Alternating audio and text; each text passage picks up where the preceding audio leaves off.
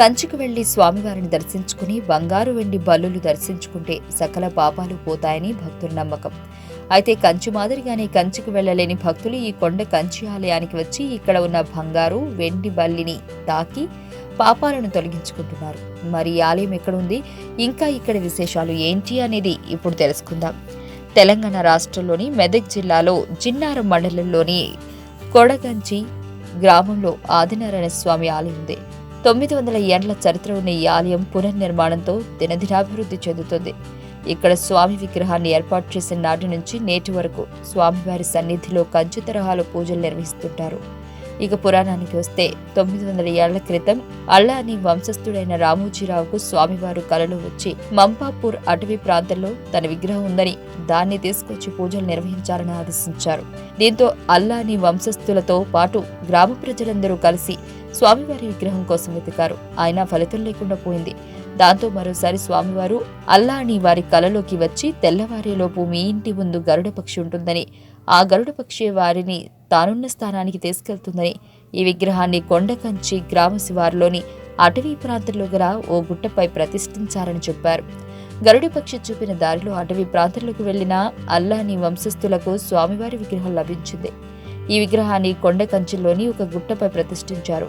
అప్పటి నుంచి నేటి వరకు కంచెలో స్వామివారికి ఎలాంటి పూజలు నిర్వహిస్తారో ఇక్కడి స్వామికి కూడా అలాగే పూజలు నిర్వహిస్తారు. కంచెలో ఉన్న విధంగానే ఇక్కడి ఆలయం అర్చనలు ఉంటాయి. అంతేకాదు కొండ కంచిలోని ఆదినారాయణ స్వామి ఆలయంలో కూడా బంగారు వెండి బల్లులు ఉన్నాయి. ఈ వెండి బంగారు బల్లులను స్పర్శిస్తే సకల పాపాలు తొలగిపోతాయని, బల్లి దోష నివారణ కూడా జరుగుతుందని భక్తుల విశ్వాసం. అందుకే ఈ ఆలయం ప్రత్యేకతను సంతరించుకుంది. ఆలయ ప్రాంగణంలో ఉన్న పొగడ చెట్టు ప్రత్యేకమైంది. ఈ చెట్టుకు పూచిన పువ్వులను మాలగా చేసి దేవునికి అలంకరిస్తారు. ఆదినారాయణ స్వామి ఆలయం ఎడమ పక్కన ఉన్న ఆంజనేయ స్వామి ఆలయంలో శివలింగం, త్రిఫల వృక్షాలు, నంది విగ్రహాలున్నాయి. ఈ ఆలయంలోని శివలింగం రావణాసురుడు పూజ చేసిన 101 లింగాలలో ఒకటని ప్రతీతి. శివమాలలు వేసుకున్న వారికి ఈ ఆలయమే సన్నిధానం. కంచిలో ఉన్న విధంగా ఆలయం ఆవరణలో ఉన్న కొలనులో స్నానం చేసి దేవాలయంలోని వెండి, బంగారు బల్లులను స్పర్శిస్తే కంచికి వెళ్లినంత పుణ్యం వస్తుందని భక్తులు భావిస్తుంటారు. అందుకే కంచికి వెళ్లలేకున్నా కొండ కంచికి వెళ్లాలనే నానుడి ఉంది. ఈ విధంగా కొండ కంచిలో వెలిసిన ఆదినారాయణ స్వామి ఆలయం ఆ స్వామి వారి ప్రసిద్ధ పుణ్యక్షేత్రాల్లో ఇది కూడా ఒకటిగా విరాజిల్లుతుంది.